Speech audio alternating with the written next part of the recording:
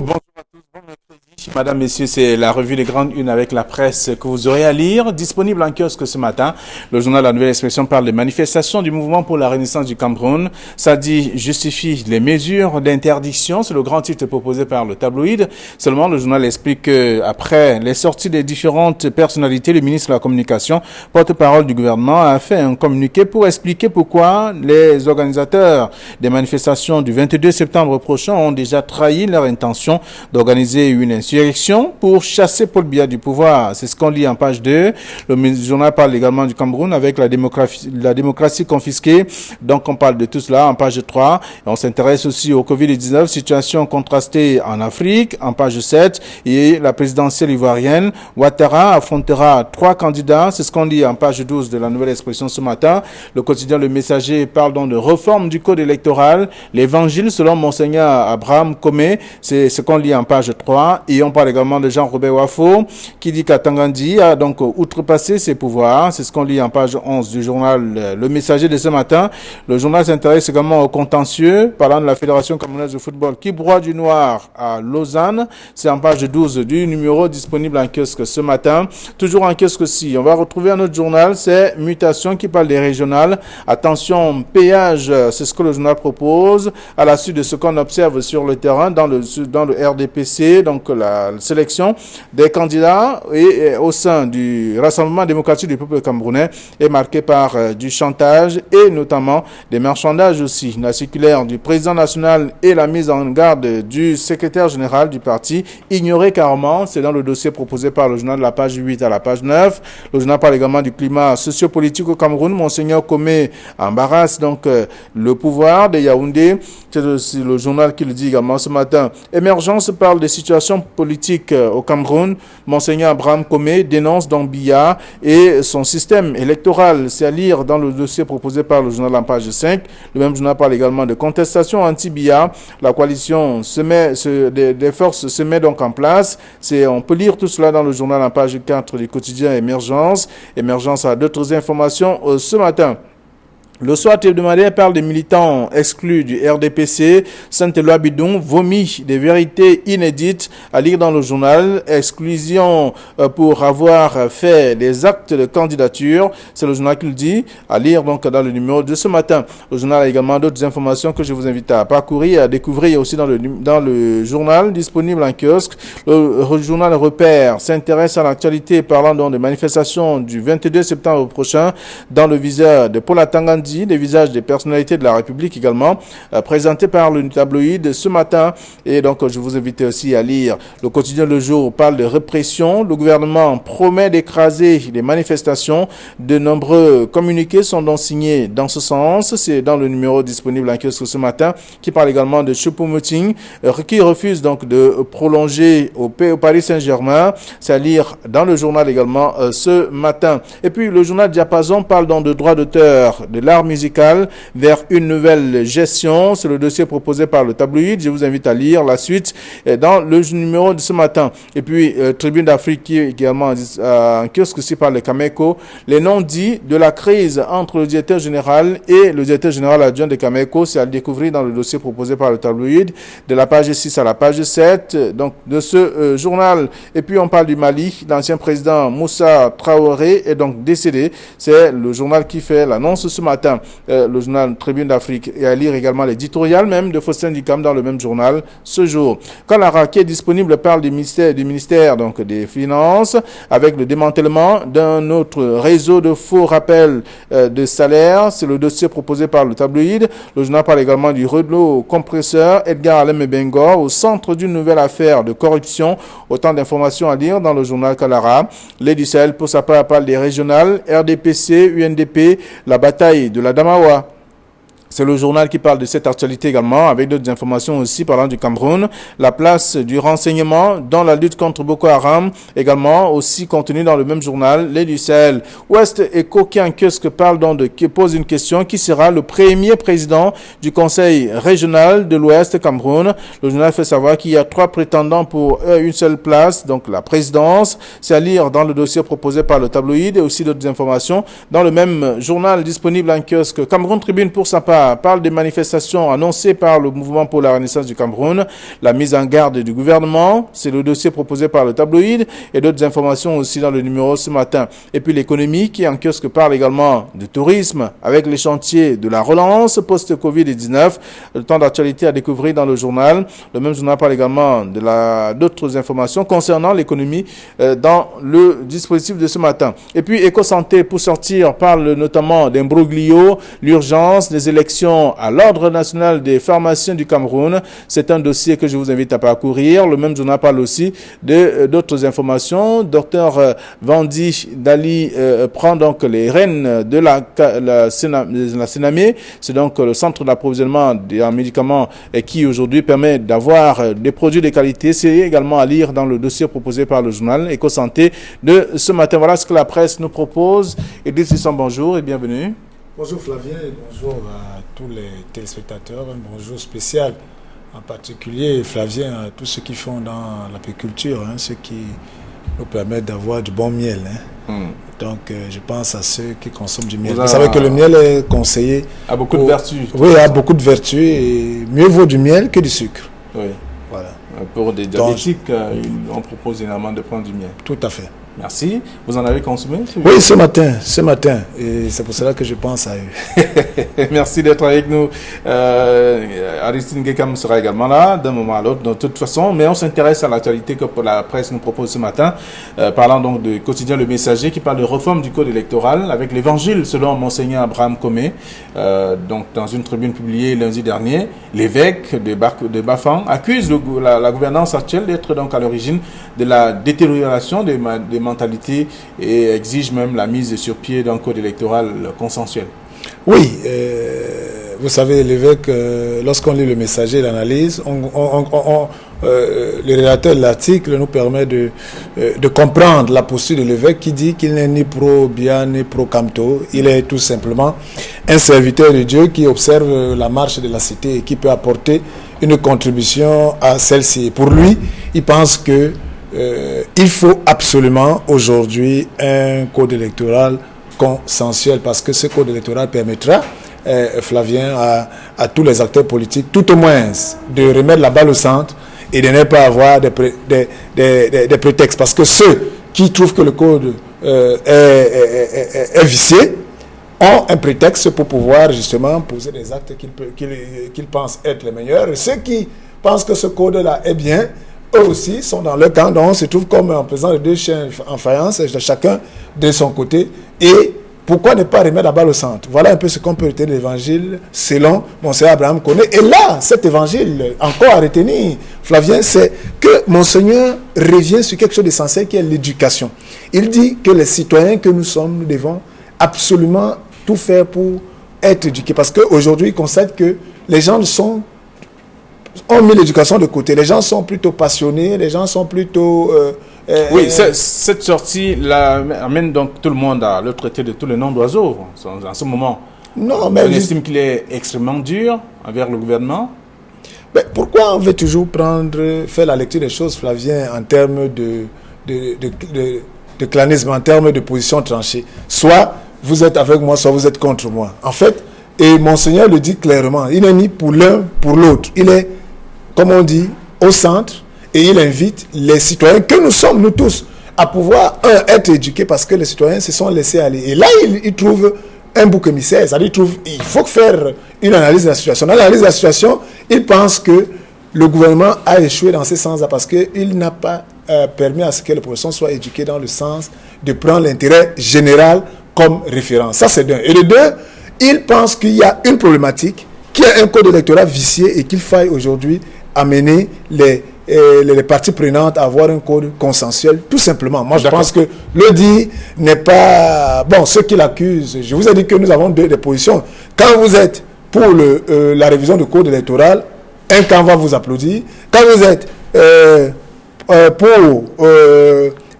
le fait que vous choisissez la position selon laquelle le code électoral, lui, il est bien, il n'a rien à revoir, c'est-à-dire que les acteurs politiques se mettent au boulot, vous aussi, vous aurez un camp qui va vous applaudir. Et finalement, au milieu, très souvent, Flavien, ceux qui souffrent de cela, c'est la grande masse populaire, c'est le peuple qui est là, comme sur un terrain sur un stade de football, et on marche, c'est-à-dire comme du gazon.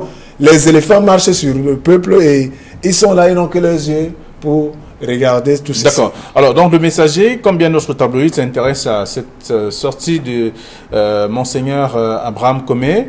Donc, l'Évangile selon Monseigneur Abraham Comé, c'est le titre du quotidien Le Messager. Émergence, ce matin, dit Monseigneur Abraham Comé dénonce Biya et son système électoral. Ben, Flavien, il faut noter. Père Aristide, bonjour et bienvenue. Bonjour, merci. Alors, il faut noter que Monseigneur s'exprime sous le label d'un évêque. Il faut voir même déjà le contenu de la lettre et même l'entête. C'est bien marqué là, diocèse de Bafan. Donc c'est un berger. C'est un berger qui parle à ses ouailles. Et les ouailles où les fidèles sont les qui? C'est nous autres, c'est vous, c'est tout le monde. Donc c'est une personnalité morale, en réalité, qui s'adresse aux gens. Ce n'est pas Abraham comme peut-être à titre personnel. C'est un observateur. Moi, je pense que ce qui fait mal, ou alors entre guillemets, et ce qui fait un peu bouger la ligne ou un tout petit peu jacasser les uns et les autres, c'est la personnalité qui porte ce type d'observation. Je préfère le dire comme ça. C'est une observation. Vous savez, c'est une affaire. Il ne dit rien de nouveau. C'est-à-dire que c'est ce que nous disons ici à longueur de journée, c'est ce que les hommes politiques disent à longueur de journée. Et d'années. Et d'années. Mais pourquoi on fait un break là-dessus et on se met à essayer à pirouetter ou à réfléchir? Parce qu'on estime que c'est un homme de Dieu. C'est un homme de Dieu, c'est parce que c'est Abraham Comé, c'est parce qu'il a une sorte, c'est-à-dire qu'en termes d'analyse, ou en termes d'analyse du discours et de la personnalité, on sait qu'il a une sorte de forte personnalité et on sait qu'il a une sorte d'influence. Il est quand même à la tête d'une grosse structure. Voilà, une sorte d'influence. Et il n'est pas prêt. Là, aujourd'hui, c'est-à-dire que, imaginez cette personne. Vous savez, le prêtre, c'est quoi? C'est celui qui reçoit la confession. C'est-à-dire que c'est celui, pour vous confesser chez quelqu'un, il faut que vous ayez un minimum de confiance. Vous imaginez le nombre de personnes qu'il a confiées, le nombre de personnes qui lui font confiance. Donc, c'est en ces termes-là que le gouvernement voit la chose. C'est-à-dire que c'est une analyse globale pour dire, mais ce monsieur, les gens le suivent, les gens l'écoutent. Et donc, par conséquent, s'il arrive à dire des choses comme ça, il faut qu'on fasse un peu attention. Et ne soyez pas surpris que j'ai vu les membres du gouvernement souvent, ou alors les hommes de pouvoir, souvent être inélégants avec même des prélats. Je me souvenais de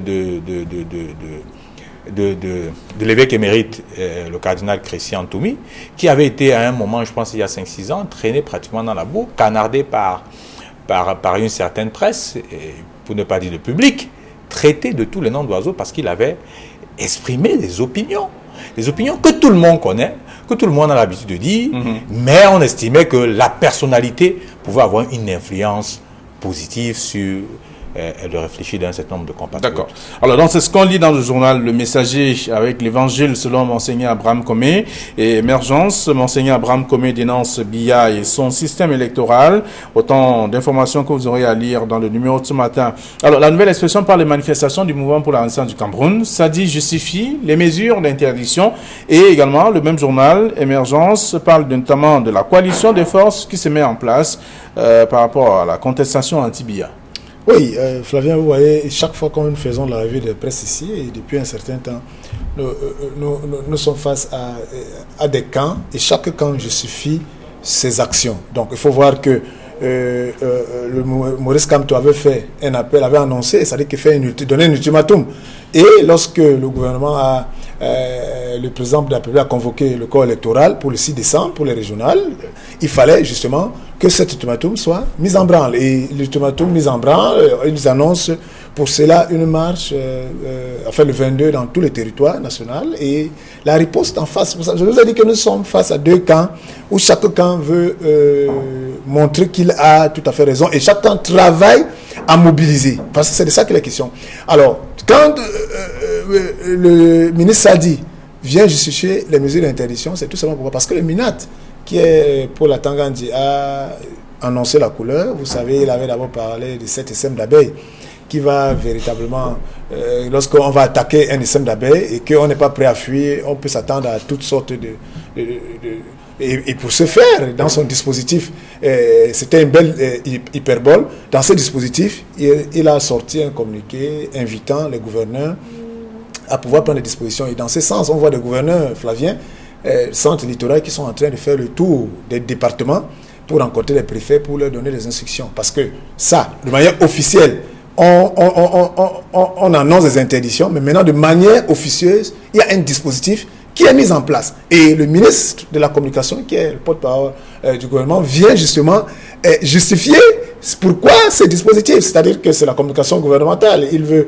pendant que ceux-là qui doivent marcher le 22 ont engagé la formation, l'éducation des marcheurs, parce que vous vous souvenez bien, et eux, ils ont sorti aussi des arrêtés de communiquer qui expliquent comment ça devait se faire, comment la marche devait être pacifique, comment la marche devait se tenir, quel est le dispositif que les marcheurs devront avoir, avec tout ce que cela comporte, et comment ils devaient se comporter ce 22. Et entre-temps, le gouvernement, lui, met aussi tisse sa toile pour peut-être préparer ces essaims d'abeilles qui vont véritablement et aussi être. Donc on est là face à deux camps qui, chaque camp veut, pendant que l'opposition, le MRC et tel que Émergence le dit ce matin, c'est-à-dire la coalition qui se met en place, pendant qu'ils préparent ce 22 et qu'ils adressent des lettres d'information à la communauté internationale, à toutes les institutions panafricaines et tout le reste,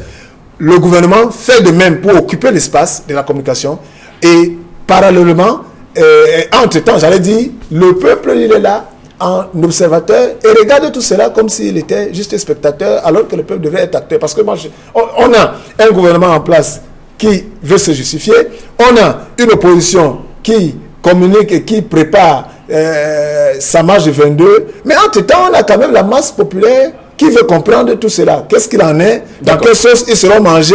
Finalement, seront-ils de la partie? Sont-ils concernés? Je n'en sais pas. Peut-être qu'on a encore des jours pour comprendre. Aristide Ngekam, lorsque vous lisez le titre de la nouvelle expression, ça dit justifie les mesures d'interdiction et en même temps, Émergence qui parle donc de la coalition des forces qui se met en place.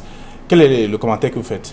Écoutez, je pense que le titre de la nouvelle expression, vous savez, le porte-parole du gouvernement, le ministre de la Communication, autant pour moi, est le porte-parole du gouvernement. Donc, et cela dit, le ministre de l'administration territoriale a fait un communiqué, les gouverneurs ont pris le relais, et beaucoup de gens se posaient des questions, ils ne sont pas conformes à la loi, ce sont les sous-préfets qui devaient faire ci, ce sont les présidents. Dans cette structure-là, dans cette structure de justification ou alors de communication, le ministre de la Communication, qui est le porte-parole du gouvernement, vient fixer l'opinion sur la volonté du gouvernement ou alors sur les obligations et du gouvernement, soit à interdire. Pourquoi ils interdisent? Pourquoi? En fait, une sorte de justif. Mais si vous allez au niveau d'émergence, et je voudrais dire ici que beaucoup ont dit, lorsque le ministre, je le disais tantôt, lorsque le MINAT a fait son communiqué, les trois gouverneurs, l'Ouest, littoral et le centre, ont pondu des communiqués. Et si vous avez suivi, des sous-préfets commencent à sortir aussi des communiqués. Et ce qui est intéressant, c'est que au niveau du MRC, ils ont essayé de demander les autorisations de manifestations dans différents endroits. Déclarer les manifestations dans différentes circonscriptions administratives, notamment à Yaoundé 2 et à Yaoundé 7. Et j'ai vu le communiqué qui a été publié hier du sous-préfet de l'arrondissement de Yaoundé 2, Mamadi Mahamad, celui-là qui avait d'abord interdit le mariage de Biboun Issak, qui dit, c'est-à-dire dans les juges, ça m'a un peu fait sourire, qui dit non seulement la demande est non conforme, mais qu'en d'autres termes, la demande n'est pas justifiée et elle a à titre vindicatif. Et en troisième position, il dit qu'ils n'ont pas respecté les règles, vous qui êtes spécialiste de la santé, les règles du Covid, c'est-à-dire que le type de réunion, de type de manifestation qu'on peut tenir dans un contexte de la Covid-19. Donc voilà les justifs que le sous-préfet de Yaoundé 2 a donné. C'est-à-dire qu'on mis, et c'est ça, et c'est pour ça qu'un certain nombre de personnalités ou alors de spécialistes avançaient la non-responsabilité des gouverneurs et des préfets. Et c'est en cela qu'il faut trouver la communication. Moi, je préfère appeler ça la communication des gouverneurs. Parce que ceux qui sont tenus d'interdire tout type de manifestations sont les sous-préfets. D'accord. Donc, il faut alors, à la lecture, justement, il faut déjà vous écouter. Vous permettez, je vous relance. Voilà. Lorsque je vous écoute et quand on lit également les titres de la plupart des tabloïds ce matin, le gouvernement est peut-être inquiet des dérapages qui pourraient subvenir. Naturellement. Et lorsque vous lisez la loi de 90 sur la déclaration des manifestations, on vous dit que le type, un sous-préfet peut imaginer, c'est-à-dire que dormir, peut-être rêver, ou imaginer que ce que Idriss va faire là, ça va apporter des troubles à l'ordre public. Et vous dites, monsieur Ndongo, monsieur Idriss, vous ne pouvez pas, je ne peux pas vous donner l'autorisation pour faire votre réunion ou alors pour faire votre manifestation. Il en a le droit. Mais en termes de comment je veux dire, en termes de leçons de démocratie, ce n'est pas bien pour notre pays. Je pense que si les gens veulent s'exprimer et qu'ils ont donné l'objet de leur manifestation, je pense que si c'est une marche, il faut encadrer la marche. Si les gens veulent marcher jusqu'à Ezeka, il faut encadrer la marche. Vous faites une sorte de ceinture avec la police. Les gens vont marcher. Là où ils seront fatigués, ils vont s'arrêter. Moi, je pense qu'il faut essayer d'encadrer ça. Et pour voir, même en termes de leçons, il ne faut pas toujours être sous la défensive, même si l'objet est questionnable. C'est-à-dire que ils ont dit clairement, si vous ne faites pas si vous forcez à faire les régionales, nous allons demander le départ du président de la République. Vous savez, ça inclut tout ce que ça peut inclure et ça peut amener. Et je pense sur le plan pratique, les choses sont en train de se faire. C'est-à-dire que vous venez déclarer une manifestation et le sous-préfet vous dit, moi je vous dis, je ne peux pas vous donner cette autorisation à manifester parce que maintenant, vous avez un recours, vous pouvez vous pouvoir, c'est-à-dire qu'au niveau du tribunal administratif, qui va statuer, qui a, je pense, 8 jours pour statuer dessus, et vous rendre la décision. Ok. Alors, donc, le journal Émergence parle donc de cette coalition, parlant de contestation anti-BIA. La coalition des forces se met en place, c'est dans le journal. Et la nouvelle expression parle de manifestation du mouvement pour la renaissance du Cameroun. Ça dit justifie les mesures d'interdiction.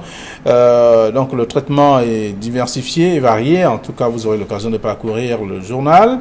Et bon, lorsqu'on parle de la démocratie, le journal ce matin parle donc de cette démocratie qui est confisquée. C'est le constat qui est fait par le reporter. Donc avec les formes instituées de la démocratie qui ne permettent plus aujourd'hui ou alors aux revendications populaires de s'exprimer sans passer par la violence. Oui, en fait, il faut dire que c'est une analyse d'Alphonse Diéné, de la nouvelle expression, cette petite une ce matin dans la nouvelle expression. Et lorsqu'on lit cet article, on constate que Alphonse Diéné fait justement présente les faits. Qu'est-ce qui se passe justement? Depuis un certain temps, on constate qu'il y a un groupe de Camerounais qui, lorsqu'ils veulent manifester, on déclare les manifestations et ils ont les récépissés. Et il y a un autre groupe, surtout depuis 2018, après l'élection présidentielle de 2018, surtout le MRC, où toutes les manifestations sont systématiquement interdites malgré le fait qu'ils puissent puissent les déclarer comme la loi le recommande. Donc, alors, à ce moment-là, l'analyse est claire. Lorsqu'on... ces 2 poids, 2 mesures, finalement, on ne laisse plus l'expression, le peuple, s'exprimer naturellement. C'est-à-dire que, Flavien, même dans une famille, tout le monde n'est pas... L'unanimité, le temps de l'unanimisme est révolu.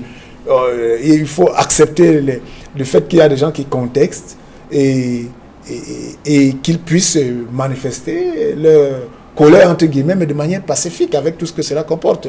Le prince Aristide le disait tantôt, qu'il faut tout simplement qu'on apprenne, comme nous disons que nous sommes dans un système démocratique, et Alphonse le rappelle qu'en lisant pour le libéralisme communautaire, lorsque le chef de l'État a pris les engagements en disant qu'il veut laisser comme un pays prospère et surtout démocratique. Est-ce que cela, c'est la démocratie? C'est plutôt la démocrature. C'est-à-dire que des textes, une apparence de liberté par-ci par-là pour donner l'impression que c'est de la démocratie. Et au fond, nous sommes dans une dictature cachée. Donc voilà un peu cet article d'Alphonse Diéné ce matin qui véritablement présente les faits et ressort les éléments qui... Vous faites la même lecture ne sont pas encore Aristide Gekam parlant de la démocratie confisquée. Je fais la même lecture mais en mettant un bémol. En fait, un truc qu'il faut préciser.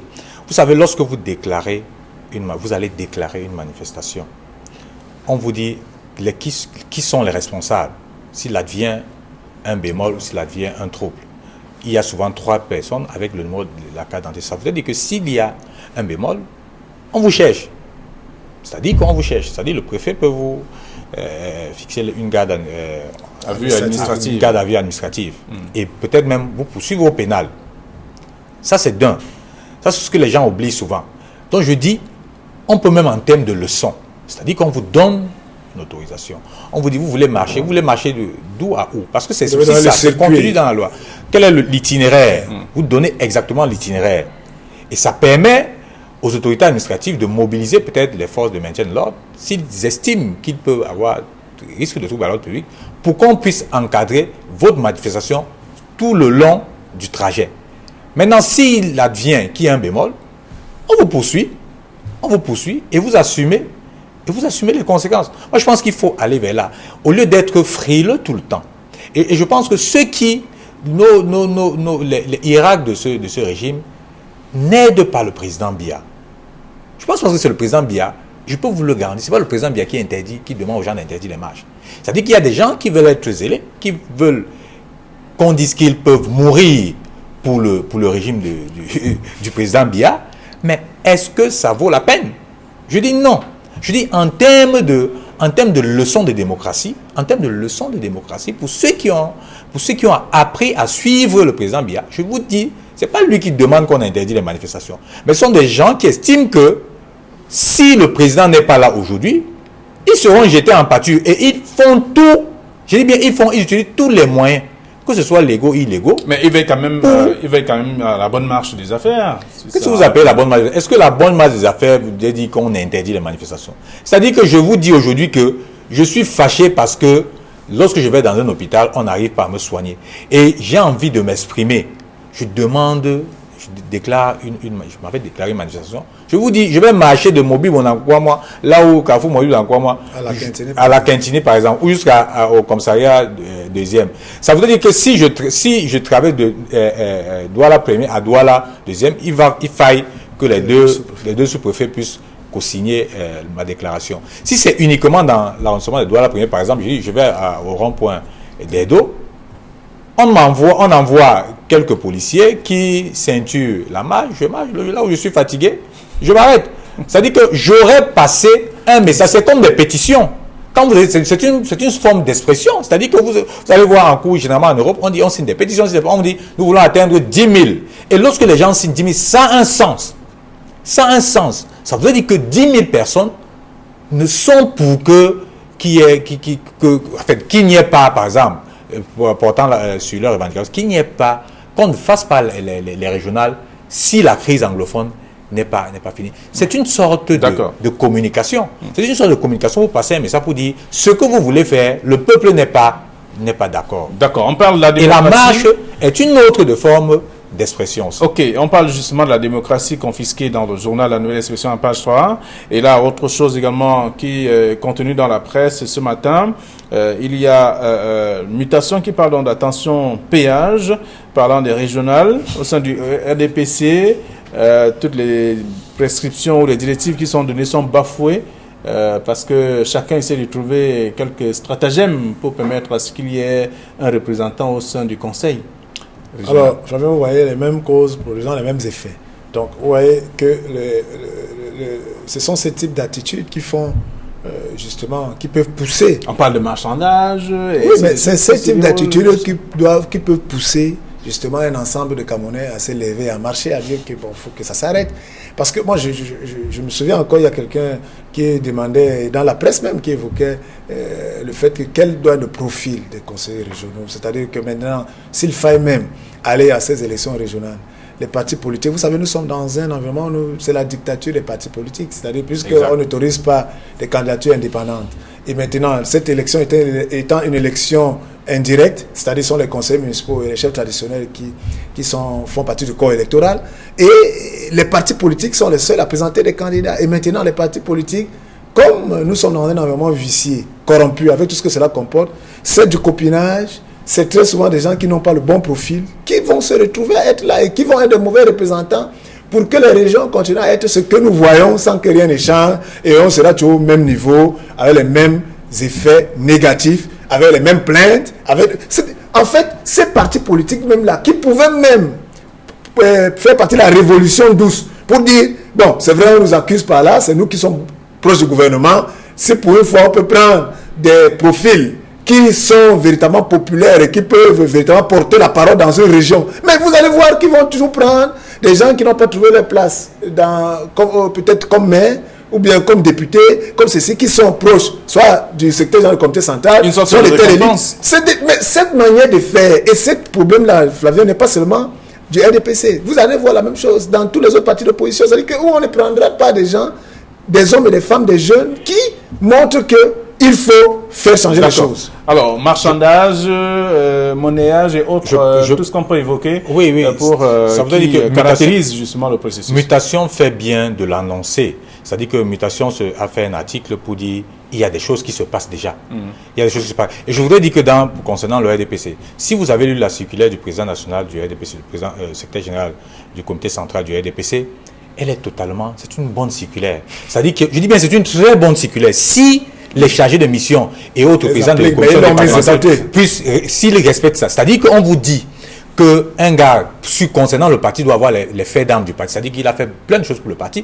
Il doit avoir une belle expérience, que ce soit administratif ou politique. Ça veut dire que ça peut être un gestionnaire, un bon technicien, un bon ingénieur, pour aller mettre en mouvement la région. Mais je peux vous dire que défendre les intérêts de la région. Alors, je peux vous dire que ce qui se passe, pour sortir, je peux vous dire que ce qui se passe actuellement dans la sélection n'est pas ça. Parce que vous avez des gens qui ont un bon profil, on les oppose avec des gens, pratiquement des non-names, qui n'ont aucun profil. Alors, et ça va donner le carnage que Idriss est en train de dire. Donc je pense que le président national du RDPC doit mettre un point d'honneur. Parce que malheureusement, je suis obligé de parler du RDPC, parce que malheureusement, ce sont eux qui vont emporter les plus grands conseillers régionaux. Donc, s'ils veulent que cette affaire marche, il faut choisir les bonnes personnes qui ont un bon profil, qui ont un bon background, pour le bien de tout le monde. Nous laissons le soin aux lecteurs d'aller lire ce que la presse propose. Demain, c'est jeudi et nous serons encore avec vous. Il sera 9h20 sur Equinox. Bonne journée à tous.